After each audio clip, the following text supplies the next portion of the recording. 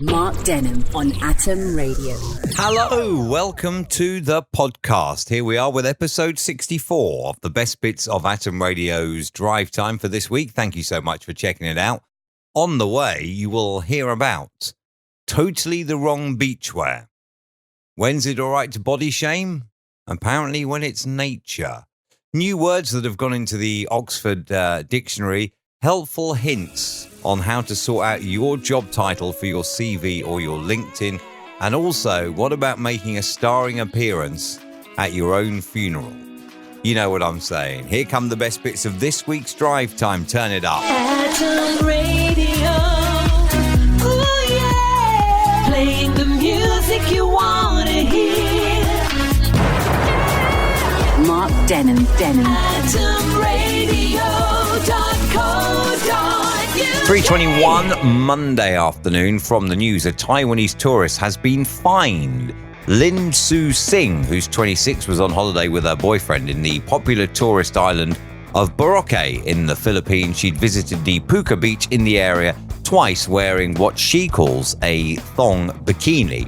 Stunned onlookers posted pictures of her outfit choice on social media. That then caught the attention of the authorities. She was tracked down at a hotel by the police and arrested. It is believed she was arrested on indecency laws. She's been nicked and she's been fined as well. She's been fined 2,500 Philippine pesos, which equates to 38.30.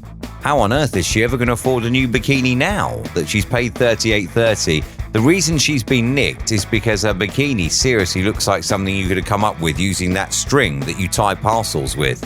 But yeah, she'll never get one now. Mark Denholm with Drive Time. Hello, 4:23 in the UK, wherever you're listening around the world. I hope you're well. If you are an expectant mum about to give birth to your little bundle of joy, all right, listen to this, okay?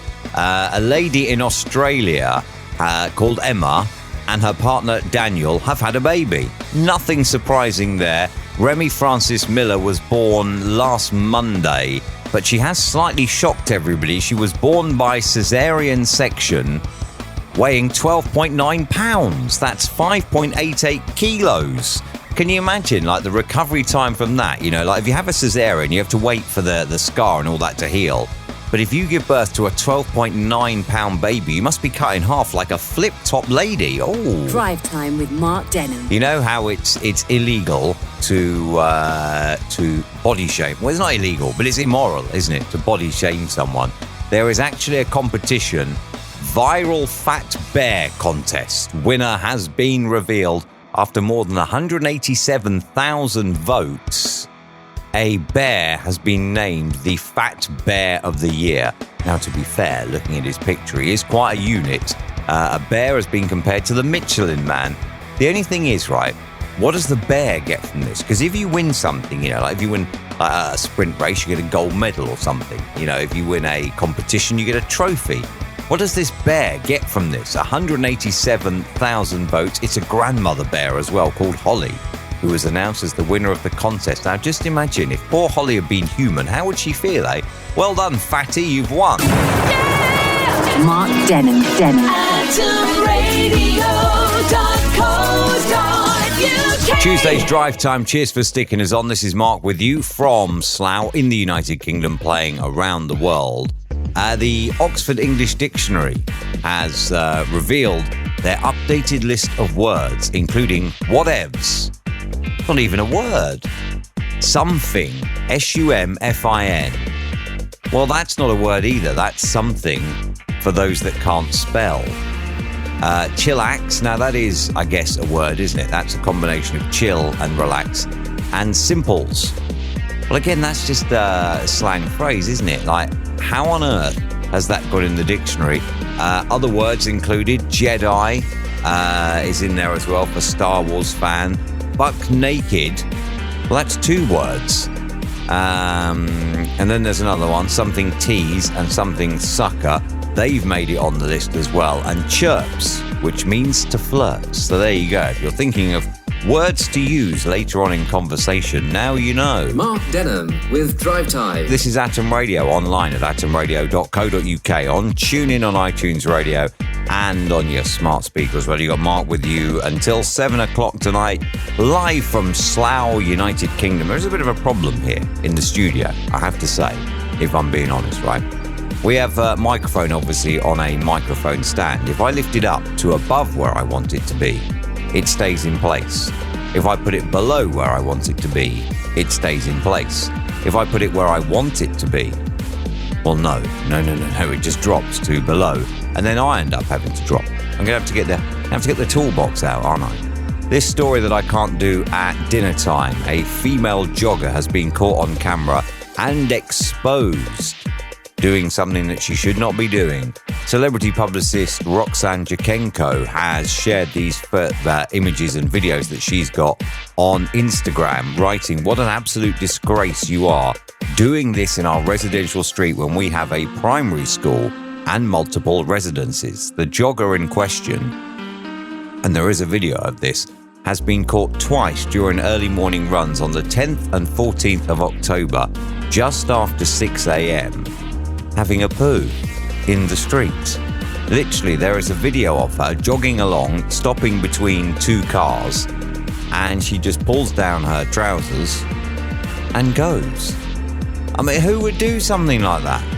Who on earth would do something like that? You know, like, we've all been caught short and you're thinking, oh, I've got to go, and you have to interrupt your plans, you have to rush off to the loo. That's fine, but you don't just squat between two cars. Dirty Bertie. Drive Time with Mark Denholm. Job titles. All right, what is yours? Some of them do exactly what they say, like chief accountant. You know what they do, don't they? They go with red pens and tick things, cross them or whatever. You know, like a doctor, everyone knows, well, actually, no, hang on, because a doctor, you say to me a doctor, I think of someone who makes you feel better. But then you could have a doctor of engineering. What do? Do they make things feel better? But the reason I'm thinking about this, right, because last week I spoke to someone whose job title is a happiness expert, right? And I was thinking, well, it sounds like a fun job, doesn't it? Being a happiness expert, I guess you just have fun all day long. But then I was thinking, like, how far could you stretch someone's job title? Like, for example, if you are a cleaner, I think you should update your CV and your LinkedIn to say that you are an internal presentation operative, because that's what you're doing, you see. If you are a window cleaner, you could be an external presentation operative. So there you are. How many CVs are going to be updated tonight now with internal or external presentation operative, or LinkedIn's? How many of those are going to be changed? But I'm sat here thinking, right, here am I, radio presenter. How far can I stretch that? Like, you know, what could I put instead? I don't know. Button pressing operative doesn't really sound quite good, does it? If I'm honest, we're going to have to work on that. Anyway, if you are an internal or external presentation consultant, stand by. The brain teaser is on the way. It's available to doctors, nurses, and presentation consultants too. Mark Denholm. AtomRadio.co.uk. Middle of the week, Wednesday 16th of October on Atom Radio. Why am I telling you the date? Because Costa's Christmas menu and new festive cups are now available. Oh, hold on. You've got November and most of December to go yet, and you can already get Christmas menu and Christmas cups. What's that all about? It's a bit premature, isn't it? We haven't even had Halloween yet, and Costa are already rolling out the Christmas menu and their new festive cups. I don't know. Happy Christmas. Drive Time with Mark Denholm. This topic that we discussed that I want to take a bit further is job titles, all right? To become a doctor, you go to university, go to medical school, etc., and you become an expert in what you're doing. To become a mechanic, let's say, you might do an apprenticeship, and then you become an expert in what you're doing, right? But I did say, didn't I? I spoke the other day to someone whose job title is happiness expert, and just while that song was playing, I've spotted another one of these now. In the last hour, I read something from a relationship expert. And then I've just seen something now from a sex expert. Sex expert claims. You know, one of these type things. Clickbait, basically. But I'm thinking, right, to become a medical expert, i.e. a doctor, I've just told you how you do that, same with a mechanic. How do you set yourself up, though, as a happiness expert, or as a relationship expert, or as a sex expert? How do you set yourself up? Because, well, just how? What are the qualifications that give you the right to be an expert in anything?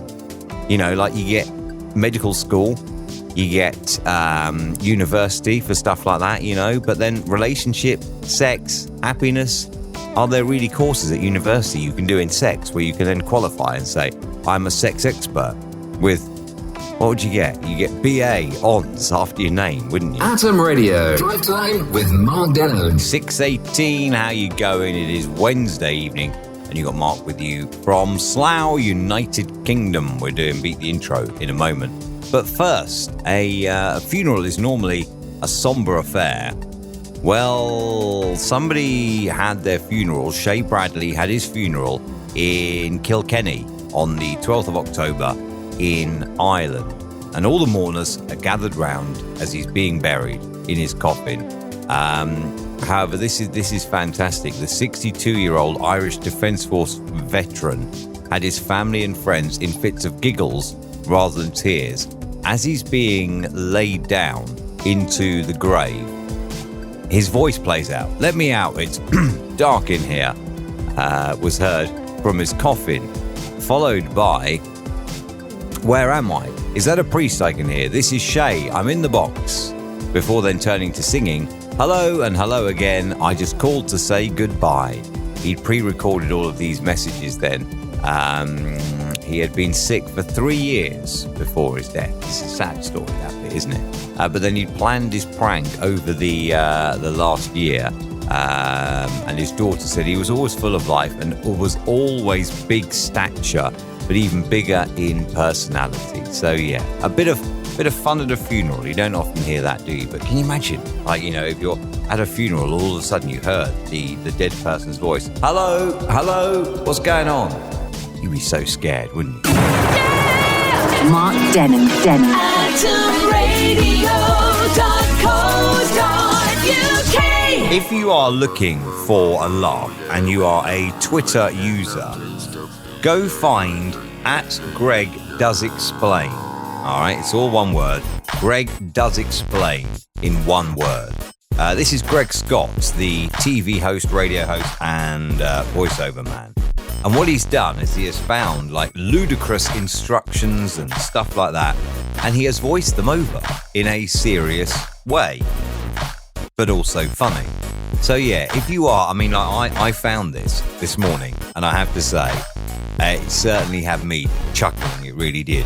@GregDoesExplain if you are on Twitter. Drive Time with Mark Denholm. Atom Radio with Men at Work Down Under, Shawn Mendes, Camila Cabello and Senorita, and Belinda Carlisle. Heaven is a place on earth.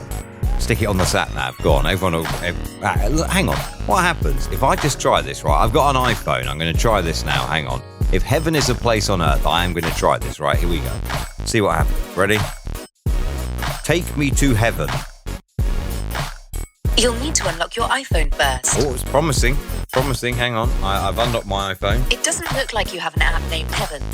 If you'd like, I can help you look for it on the App Store. Well, there you go then. Heaven is clearly not a place on earth. Atom Radio. Drive Time with Mark Denholm. Thursday's Drive Time. This is Atom Radio. We're online, atomradio.co.uk, on TuneIn, on iTunes Radio, and on your smart speaker as well. You got Mark with you through until 7, decades after 7. That is your 70s at 7, 80s at 8, 90s at 9, and Millennium Monsters at 10, and then an hour of the love songs you love. So what has try again. So what has been recreated in Lego? Nobody will ever notice that, will they? A man called Nathan Sawaya has spent 4 months building the fully functioning iconic hangout spot in celebration of the Friends 25th anniversary. Wow. He's created the Central Perk thing with 1 million pieces of Lego. Who counted them? The impressive model includes Phoebe Buffet's guitar, as well as a Lego cash register, a coffee jug, and all of the containers as well that can be spotted lurking around the bar area. Now it says here, building the fully functioning.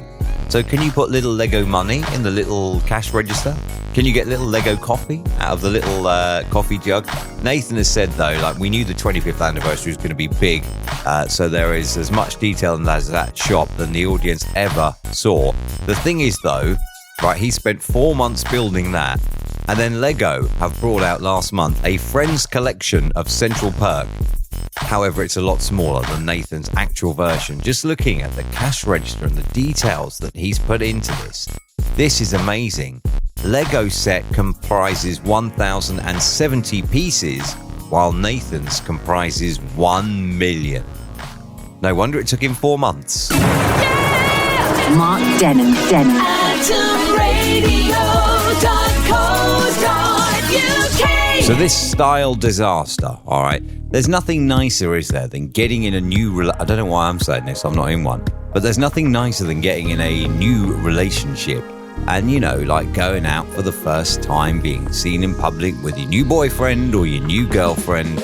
And Lily Allen and David Harbour have done just that. They arrived together for the Champions of Change Gala in New York City last night. And they were captured together with matching top knots. Oh, come on. How is the top knot still a thing for men? However, was it a thing for men? But just the embarrassment of having the same hairstyle as your other half. Oh, no. Drive Time with Mark Denham. Here we go with hour 3 of Friday's Drive Time. In this hour, why is there no jingle?